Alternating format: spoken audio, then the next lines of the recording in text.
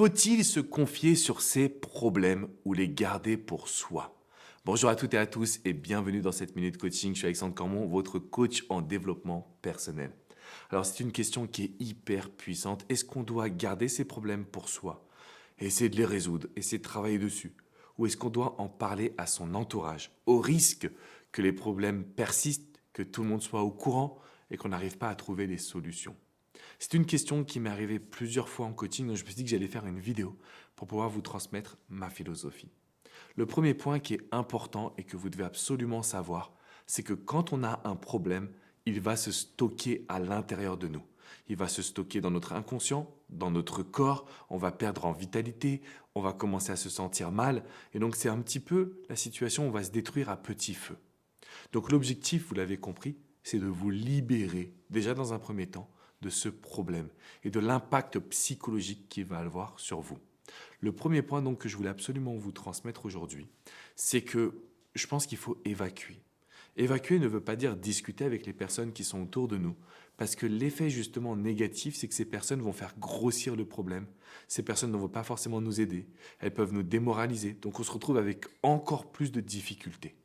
Avant d'en parler autour de nous, il faut prendre un journal intime et écrire tout ce qui vous passe par la tête. Ne réfléchissez pas, ne vous posez pas de questions, pensez à simplement écrire tout ce qui vous passe par la tête. Le deuxième point qui est essentiel pour se vider la tête, ça va être le sport. Ça peut être aussi tout simplement d'aller marcher en forêt, en montagne, ou d'être chez soi et de tout lâcher en criant, en pleurant. On va vraiment tout extérioriser. Plus vous allez faire ces actions-là, plus vous allez libérer de votre corps cette énergie négative.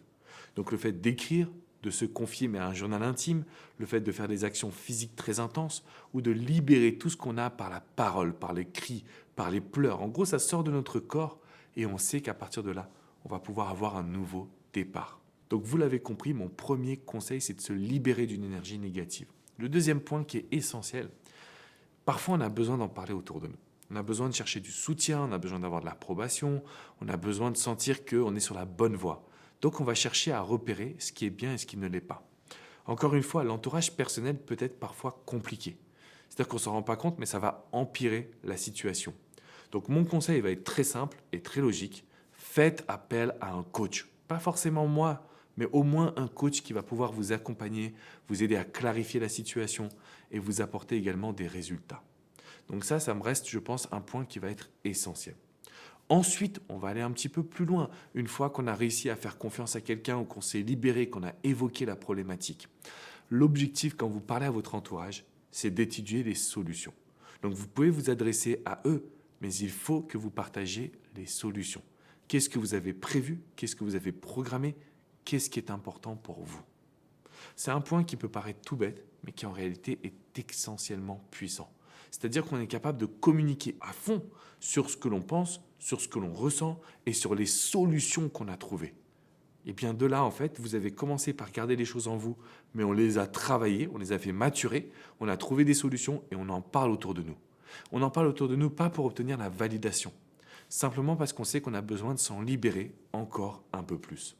Je sais que ça peut vous paraître spécial, mais les amis, si vous voulez vraiment enrayer sur cette situation, vous devez prendre confiance en vous. Vous devez apprendre à vous connaître. Et là-dessus, j'ai réalisé une masterclass, ça dure 1 heure et demie. C'est un enregistrement que je vous partage dans la description qui est juste en dessous. Vous cliquez dessus et vous allez énormément apprendre à maîtriser justement ces fameux secrets, à maîtriser cette confiance en soi pour ne plus vous laisser vous limiter au quotidien. Donc le but, c'est d'abord de travailler dessus, d'en parler quand on a trouvé les solutions et de ne pas chercher à ce que les autres nous soutiennent absolument parce que plus on cherche ce soutien et plus on est déçu. Donc je vous invite à mettre ça en place les amis. Vous pouvez cliquer dans la description qui est juste en dessous pour observer cette masterclass d'1 heure et demie de contenu. Donc regardez-la quand vous êtes au calme.